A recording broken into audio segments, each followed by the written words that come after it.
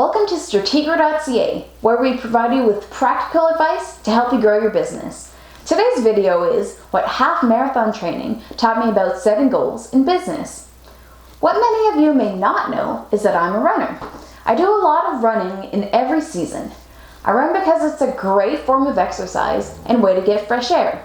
And it also gives me the opportunity to free my mind. I get a lot of aha moments while I'm running.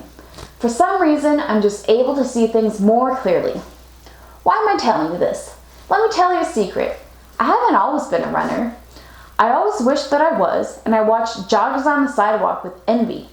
I tried to get into running a few times, but never seemed to get very far. Then one day, about 3 years ago, I decided to commit to running, and I haven't looked back since. Once I got comfortable with running 5Ks, I decided that I was going to aim to run a half marathon, which is 21 kilometers. I've now completed 2 half marathons, along with many other shorter races. A lot of people will never run a half marathon. There are, of course, those who have no desire to do so, or run any distance for that matter. Something similar could be said for running a business. There are lots of runners who want to run a half marathon. They keep putting some effort in, on and off, but don't ever commit to accomplishing it. There are a lot of business owners who have big dreams, and sadly, not all of those will be fulfilled, for the same reasons. Now, let's get into what half marathon training has taught me about setting goals in business. Number 1, start with a goal. After running for about a year, I was getting frustrated. I wanted to increase the distance that I was running, but I wasn't quite sure how. I set a goal for myself to run a half marathon. If I hadn't set a measurable goal, I would have just run here and there, and I wouldn't have been able to increase my distance in a real way. This goal was also bound by time. I wanted to run a half marathon in that upcoming season. The same thing happens in business. It's important that we set goals that are smart, specific, measurable, attainable, realistic, and timely. Number 2, assess my current abilities. Running a half marathon is a big goal. It's not something I could just go out and do. When I set the goal, I was already able to run 5K comfortably and had run a bit further than that. There was a lot of work to be done, but I knew that it was attainable from where I currently was within my time frame. This helped me assess what would need to be done to accomplish the goal.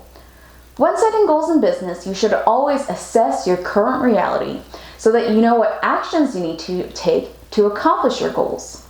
Number 3, come up with potential strategies and create an action plan. Based on where I was and what I wanted to accomplish, I had to come up with an action plan. What was it going to take for me to be able to accomplish my goal? I had plenty of ideas about how I could increase my distance in the time that I had. Fortunately for running, there are tons of training plans out there. I wasn't trying to reinvent the wheel here, but I did need to assess all of the information through my own lens and determine what would work for me, my abilities, and my schedule. Of course, as I got going, the plan changed based on what was working for me and what wasn't. When creating an action plan in business, you should follow a similar process. Come up with potential strategies you could use to accomplish your goal, then assess which ones would work best for you. And of course, adapt your plan based on what is working and what isn't. Number 4, get help. Accomplishing a huge goal can be physically and mentally exhausting. When others around you are helping you achieve those goals, it feels a lot easier. In this case, I joined a run club where others were also training to run a half marathon. There are ways to do this in the business world. First, network with real-life entrepreneurs who are trying to accomplish their own similar goals. Having others to share ideas with can be of great benefit to you. Secondly, do some research and learn from experts who share content related to the goal you're trying to achieve.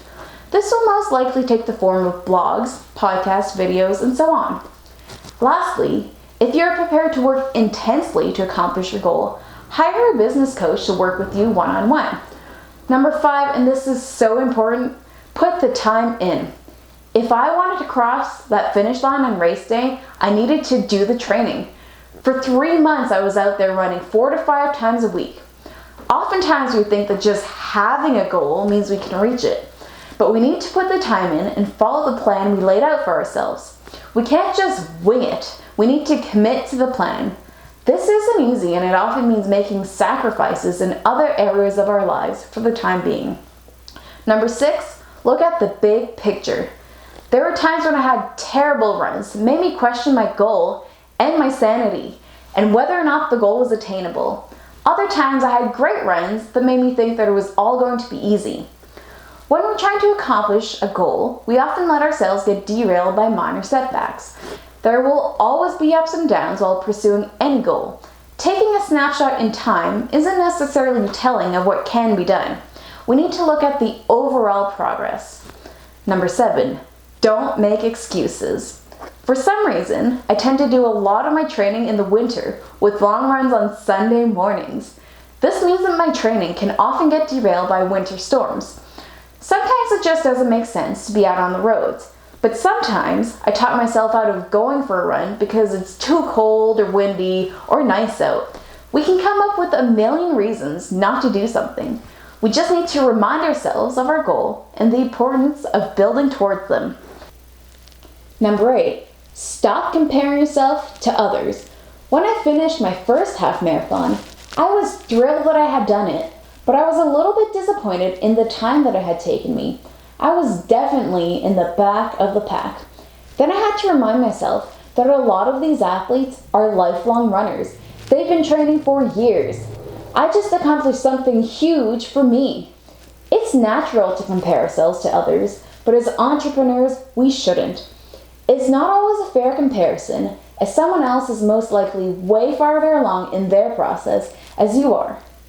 Entrepreneurship is an individual journey for each of us, and we should only compare ourselves with where we were yesterday and the progress we've made towards our goal. There you have it, what half marathon training taught me about setting goals in business. Think about the goals you're trying to accomplish. Are you setting SMART goals? Are you applying these concepts when you set goals? If not, what steps can you take to make you more likely to attain them? For more tools and resources, check out our website, Stratigro.ca. We update our blog regularly, and if you'd like to join our community, like us on Facebook. For more videos about how to grow your business, sign up for our free 7-day course on our website.